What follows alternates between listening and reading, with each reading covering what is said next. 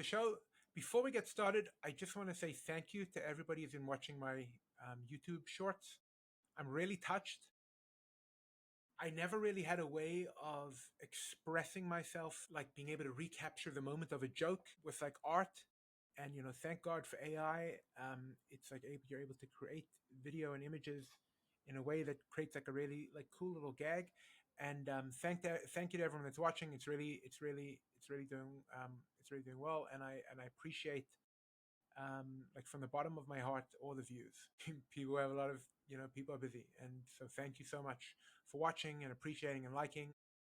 Every like and comment is appreciated by me, and I'll try to answer almost everyone. And if you write an email to my show, I'm still new, very new, and I'll answer. And please, I really appreciate the feedback. So thank you so much. All right. So today I want to address some of the topics that I made videos about. Those are really the topics that I've been thinking about.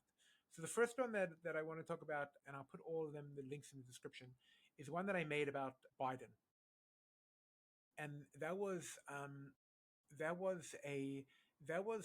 about comes out that some of the auto pen signing of Biden was not exactly above board. Now, so in my video, I have an aide standing over Biden, but I've decorated the Oval Office like a kindergarten classroom. There's like pictures on the wall, and the aide has his hand on Biden. It's never perfect with AI, so you have to see. But and I'm not an illustrator, but Biden is signing with a crayon, and he's tracing his name with a crayon. And the aide says to him, "Very good, sir. That's your name. We're almost done." To which he replies, "Come on, man. Give me some ice cream." Now, it has a lot of references over there. And then also on his desk is get out of jail free cards, which alludes to the pardons. What's going on over there is that the story has nothing to do with the auto pen. The auto pen is not the story. The auto pen is they kept a senile old man in the White House. That's the story. The auto pen is just a symptom of that story. So the fact the New York Times like, whoa, what about the constitutionality of this under these circumstances? Did he know that he was signing the auto pen? He didn't know he was doing anything. It's not about the auto pen. So so that's what I was trying to convey, and I think the message well received, and working on the image like helped me get my thoughts clear on this. Another thing I want to address is I made a video about Pam Bondi that I just want to explain a little bit. So in the image, I have her standing in front of her desk in the video, and she's standing in front of like a big pile, and there's a list that has case closed, and she says, "Oh, that list? That's my shopping list." So let me explain to you what I was referring to over there. So Pam Bondi, a couple of months ago, said, "I have the Epstein list on my desk, and I'm just waiting to go through it because we don't want to release any victims' names." And now they said, "Well, we went all through it, and there's no one else on this. It's just Epstein. He was molesting thousands of girls." So Pam Bondi has to go. You can't be the Attorney General and tell us you have a list and you meant something else. So that's what I meant when I said like, "Oh, that list's my shopping list." Like either she has a list and it's a cover up, or she's just totally incompetent and she has to go. It's one or the other. Bondi should resign in the least. Now, I think this is a cover-up. I do. I just don't think Epstein had all that time. How is he billions of dollars running around the islands where everyone's just idiot? All these rich and famous people that have billions of dollars needed to be friends with Jeffrey Epstein. Something weird was going on with that guy, and we've not heard the bottom of it. And it breaks down trust in our institutions when we don't. And this idea that, well, they don't know how to release redacted documents. They be showing us what would happen would automatically tell us who was involved. Would automatically tell us, show the victims. She says, "I don't want to release child porn." No one asked her to release child porn. We definitely don't want her to release that. But she can tell us what the crimes were and who did them. So this is despicable. Either way, it's despicable, and Pam Bondi has to go. In the video, I had if you notice under the desk, there's like a skeleton with pigtails. The message I wanted to send there is that they say they're covering for the safety of the girls that were injured, but they're not. It is the opposite. They're covering up a horrendous crime. I also had there was also a picture in the background with Epstein's Island, and it has like a moving boat. I was like kind of asking the question there, like, has the ship sailed? Like, will we not? Is this going to be the final thing? And I think it's an open question. I think the pressure from people like us, and we keep pressuring, like, no, this is not acceptable. We, the people, deserve to know what's going on. Another joke video I made. I'm introducing him. We had the window washer this week, an Orthodox Jew window washer, talking about how he became a window washer because he had to pay for expensive wedding. Now I got a little pushback on this, and the pushback is fair. Basically, the video is, and again, you should go watch it. But it's a religious man standing as a window washer in very high up, and he's washing the windows, and he says, because of the extravagant wedding expenses and a new Camry for the young couple, I had to take on another job. And then he says, because it's important that somebody devoting their life to learning Torah and Hashem should start their life on solid ground. A lot of people said I was making fun of the Kollel institution. I want to state emphatically right now that I am pro-Kollel in every conceivable way.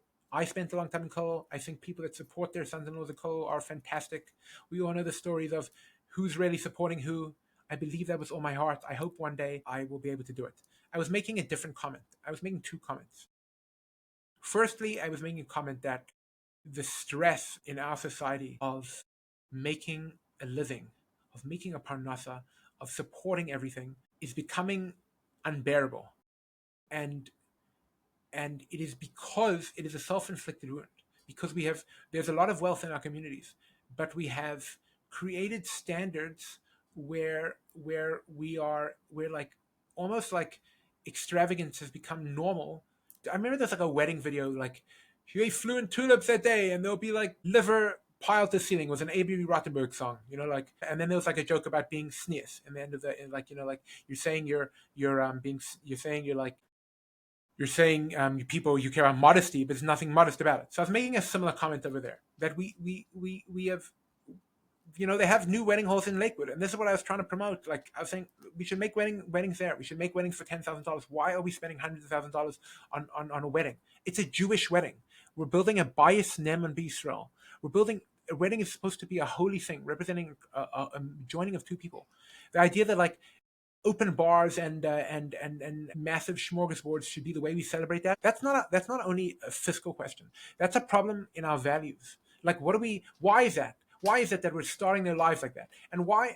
And people gave me a lot of flack about the new Camry. I do think for a new couple, I think that if we're creating the standard to buy a new car is not right, and it's not right for them. It's not right for them, because what is that car? It's a new lease, right? So they're gonna have a new lease, and they're getting used to a new car. And then when time starts to get tough, when they're living in their one bedroom apartment and they have 3 kids, and the question is, do we go out to learning, or how am I going to have a new car? These things make a difference. The less you have, there was a famous story from the Chofetz Chaim. He used to point to like a rug, and he used to say, I'm going to say it in Yiddish now, in der rug liegt 200 brat Gemara. In that rug sits 200 pages of Gemara. And what he's saying is that everything comes at a cost. And so you're giving up when we spend too much. We are making the choices not to have money for other things. And if we create a society where luxury is the standard, so it will mean less Kollel. That's what it will mean. And I want the opposite. I want people to have those years. I think they're the most important years. I think they shape you. I think they like that's what creates. That's what forms the Jewish home. And I want to keep that. So those are my comments. I plan on putting out a lot more content this week. Please comment and subscribe. I'm going to put the full videos of my podcast now on my YouTube channel also, and I really appreciate the feedback. All right, have a good weekend.